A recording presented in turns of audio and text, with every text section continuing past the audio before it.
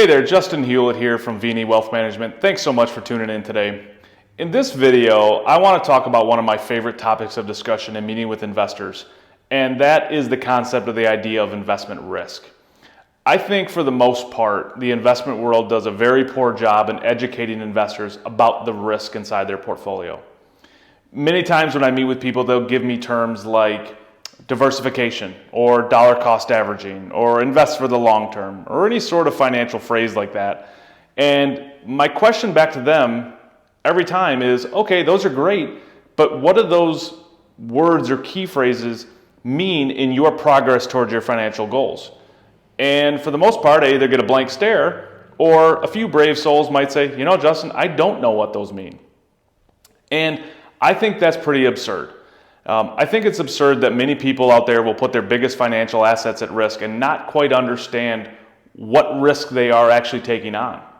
So to show the absurdity of that, I've drawn this very archaic, sort of caveman type diagram to show you the typical risk scale that you'll see out there in the investment world nowadays. So in black, you'll see 5 different categories. And all the way on the left, you'll see a C, which stands for conservative. Next one up is a moderately conservative, and then a moderate, a moderately aggressive, and aggressive. And most people that have ever taken a risk questionnaire have probably fallen into one of those 5 categories.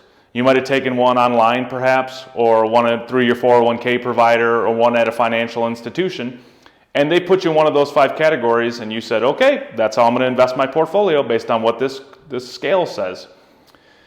Well, I said, you know what, let's change something real quick. Let's assign a number to each one of those categories. So a scale perhaps. So 0 on the bottom, a 20, a 40, a 60, 80, 100, depending on where you fall in that risk scale. And I said, you know what, let's take a questionnaire, similar to the one you took before, but that it has some different metrics, and then let's spit out a risk number for you. You took it and you spit out a 59. And then your neighbor said, you know what, I want to do that too. And they took that questionnaire and they came out with a 41. According to the standard risk scale, you two would have the same exact portfolio, even though your risk numbers are drastically far apart. To even make my point further, let's say you took that questionnaire, came out of 59, and your friend came out of 21. They would be moderately conservative. You would be considered moderate, which means your portfolios would just be a little bit different, even though your risk numbers are very far apart. Most people out there have fallen into this, and as you're watching this, you might say, yeah, that sounds very familiar to me. For those of you who never took a risk questionnaire before, a lot of people will fall into one of 3 categories based on just where they think they might stand in life, based on some demographic or social status or stage in life. So someone who's maybe in their later working years or close to retirement might say, you know, Justin, I'm a little bit older. I probably should be conservative. Or someone younger would say, you know, Justin, I'm young. I'm probably going to be aggressive, right? And then someone maybe in their middle working years might say, well, Justin, you know, I'm probably just a moderate investor based on where I'm at. Which I don't think that's correct. I don't think that's right. I think every person out there has a risk number. And what that means is there's a number for their portfolio and what they're willing to stomach, for lack of a better term, as far as gains and losses and risk inside their portfolio. So I want to do away with these standardized risk scales and work with everybody in developing a number for them which determines their level of risk. So you might be in your later working years and take this risk questionnaire that comes out in these metrics that say, you know what, you're a moderate investor. You might be a younger investor that comes out with, you know what, you're just a conservative investor, which is okay. And then you might be in your middle years that turns out you're a little bit more of an aggressive investor, which is fine.